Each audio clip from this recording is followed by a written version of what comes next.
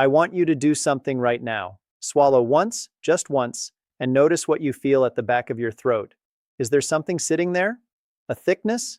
A coating that just will not go away no matter how many times you clear your throat this morning?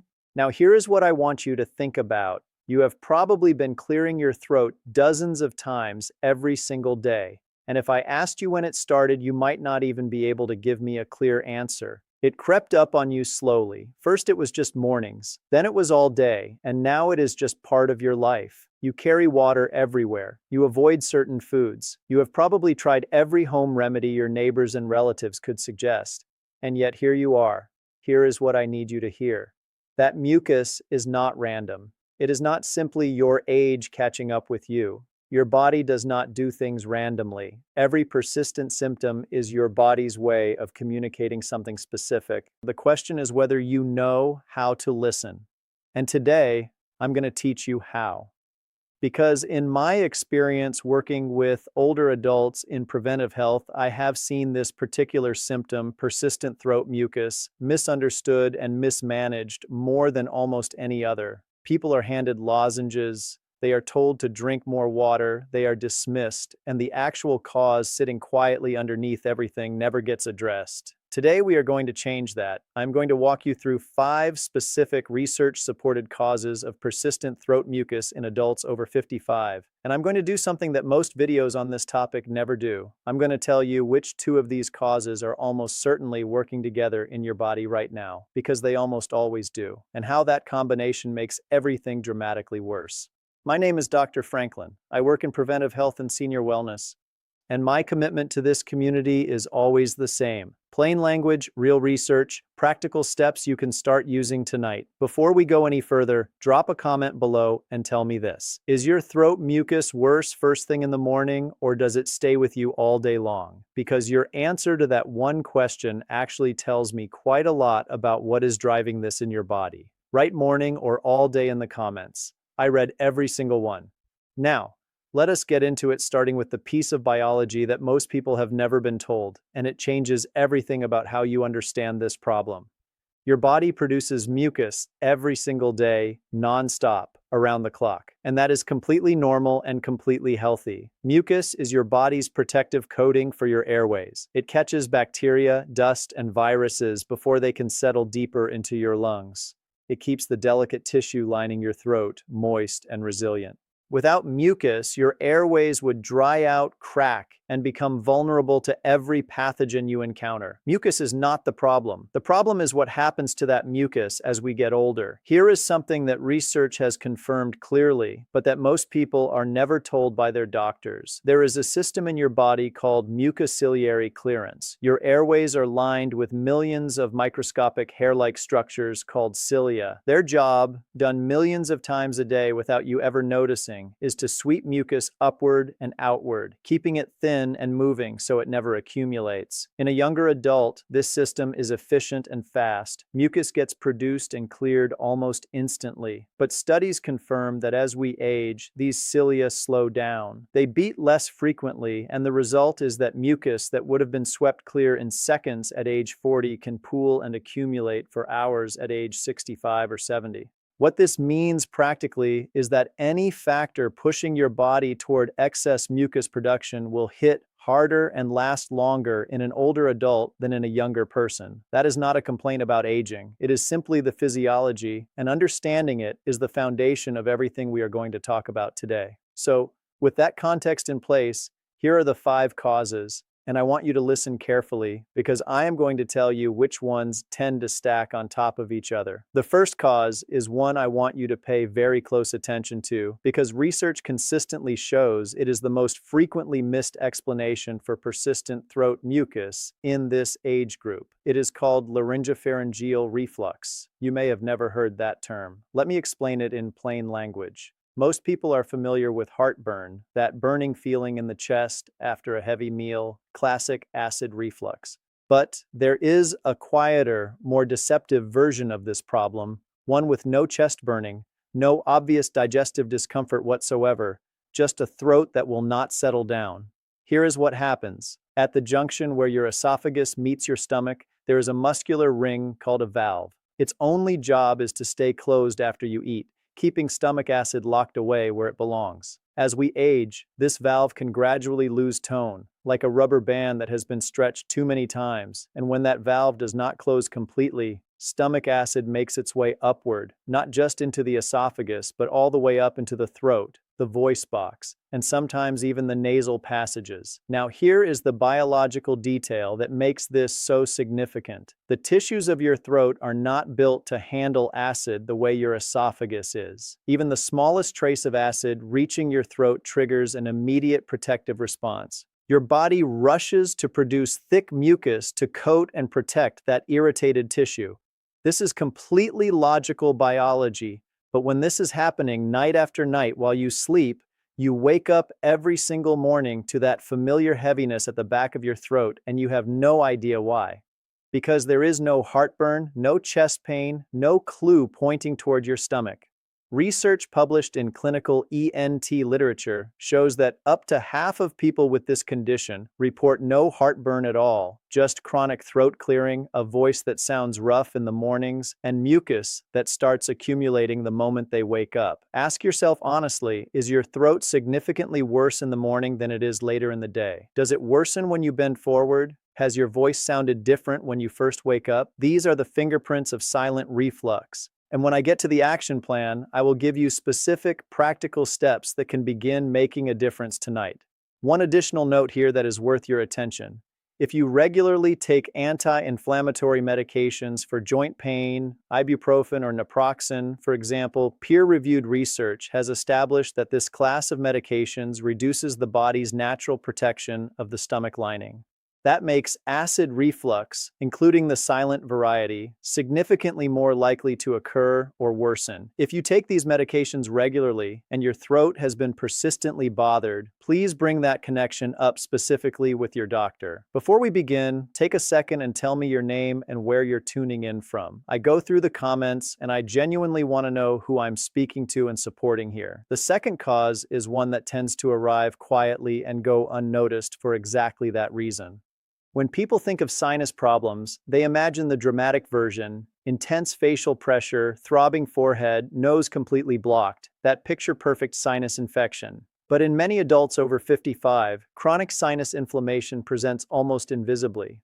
Breathing feels mostly fine, no significant headache, and yet the sinuses, mildly swollen and producing slightly more mucus than normal, are draining steadily and silently down the back of the throat all day long. This is called postnasal drip, and a 2024 study confirmed that the average age of patients presenting with it is exactly 55. It is not a coincidence that this is your age group. Here is the frustrating part. Many people dealing with this have been taking antihistamines from the pharmacy for months, assuming it must be seasonal allergies. And there is a reason that strategy tends to disappoint. Antihistamines dry the mucus temporarily, but they do nothing for the underlying inflammation inside the sinuses that is causing the excess production. And dried, thickened mucus stuck at the back of your throat is often more uncomfortable than the original problem. The approach with the most consistent research support is something very simple and very affordable: regular nasal rinsing using a warm saline solution. A 2025 clinical review published in the journal Medicina, which surveyed evidence across a wide range of sinonasal conditions, concluded that nasal irrigation is an effective, safe, and low-cost strategy for treating and preventing upper respiratory tract diseases. And it is widely endorsed as an adjunctive treatment by ENT specialists internationally. High-volume saline rinses work by physically removing inflammatory mucus, reducing mucosal swelling, and improving the natural ciliary clearance function we talked about earlier. The very system that declines with age. The single most important word in all of that is consistency. 1 or 2 uses gives you 1 or 2 days of mild relief.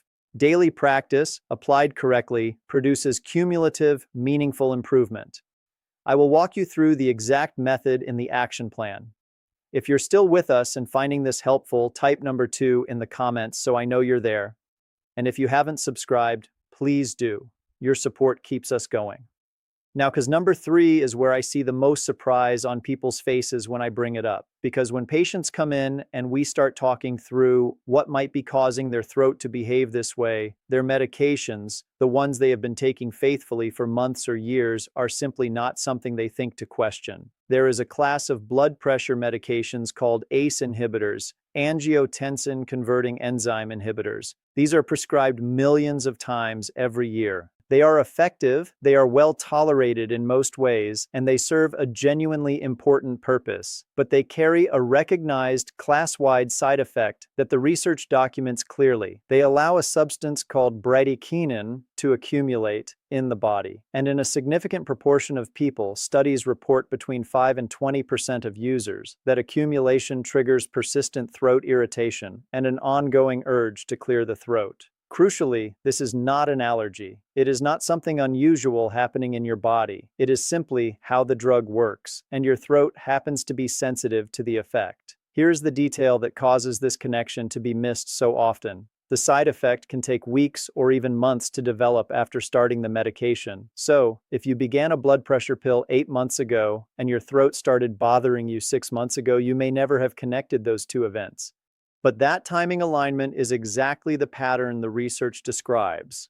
A large-scale study of more than 27,000 patients found that adults over 65 had a 53% higher odds of experiencing this throat side effect compared to younger users. This is specifically relevant to this audience. If you take a blood pressure medication and you are unsure whether it belongs to this class, your pharmacist can tell you in under a minute. And if it does, there are alternative medication categories, ARBs, angiotensin receptor blockers, that control blood pressure equally well and do not carry this specific side effect. That conversation with your prescribing doctor is worth having. If you are still watching, type the word clarity in the comments because that is exactly what I want this video to give you. The fourth cause is one that surprises people, not because it is complicated, but because it is something they dismissed as too obvious to matter: hydration. But let me give you the physiology because this is not what most people think it is. Your mucus is mostly water. Its consistency, whether it is thin and fluid or thick and sticky and difficult to move, is directly related to how well hydrated the surrounding tissue is. Here is the clearest way I can put it. Think of maple syrup fresh from the bottle versus maple syrup that has been sitting open overnight. Same substance, completely different behavior. Your mucus behaves in exactly the same way based on your hydration state. Now here is the specific aging-related wrinkle that makes this more than just a simple reminder to drink more water. Research has established clearly that the thirst mechanism becomes significantly less reliable as we age. A younger adult feels thirsty well before they become meaningfully dehydrated. In older adults, that early warning system is blunted. You can be dehydrated enough to noticeably affect your mucus consistency and your daily comfort without feeling particularly thirsty at all. Waiting for thirst to prompt you to drink means you are consistently operating behind the curve, and a mildly dehydrated state maintained day after day keeps your mucus persistently thick and sticky in ways that amplify everything else we have discussed today. A practical fluid target referenced widely in clinical nutrition guidance is approximately 30 milliliters per kilogram of body weight per day from all sources. Water, herbal teas, soups, and water-rich foods all count toward that target. But the behavioral key is deliberate, consistent intake throughout the day, not catching up when you feel thirsty. If you're still watching and this helps, type number 4 in the comments. If you haven't subscribed yet, hit that button and the bell so you don't miss any future videos. The fifth cause is one that rarely gets discussed in videos like this one, and I think that is a significant gap. Because for a meaningful portion of older adults dealing with persistent throat mucus, the root of the problem is not in the throat, not in the sinuses, and not in the stomach. It is in the gut. Here is what the research shows. Your digestive tract and your respiratory system share regulatory pathways through the immune system and the nervous system. The health of your gut microbiome, the trillions of bacteria living in your intestines, directly influences how reactive and how inflamed your upper airways are. When the balance of the gut microbiome is disrupted, a state researchers call dysbiosis, it can activate immune responses that promote mucus overproduction in the airways. Not because there is anything physically wrong with your throat, but because the gut is sending inflammatory signals that the respiratory system responds to. This connection, sometimes called the gut-lung axis, is an active and growing area of clinical research. Multiple peer-reviewed studies, including research published in the American Journal of Respiratory and Critical Care Medicine and the Journal of Allergy and Clinical Immunology, have confirmed that gut microbiome disruption can trigger immune responses that promote airway inflammation. Animal model studies have gone further. When mice received gut microbiome transplants from patients with chronic lung disease, those mice showed measurably increased airway mucus production, demonstrating a direct causal link between gut health and what happens in your airways. What disrupts the gut microbiome in older adults? A diet low in fiber and fermented foods, repeated courses of antibiotics over the years, high sugar intake, chronic stress. These are not exotic factors. They describe the daily reality of a very large proportion of older adults. You will not fix a gut-airway axis problem with a throat lozenge, but you can begin supporting your gut microbiome through consistent daily choices, and I will include that in the action plan.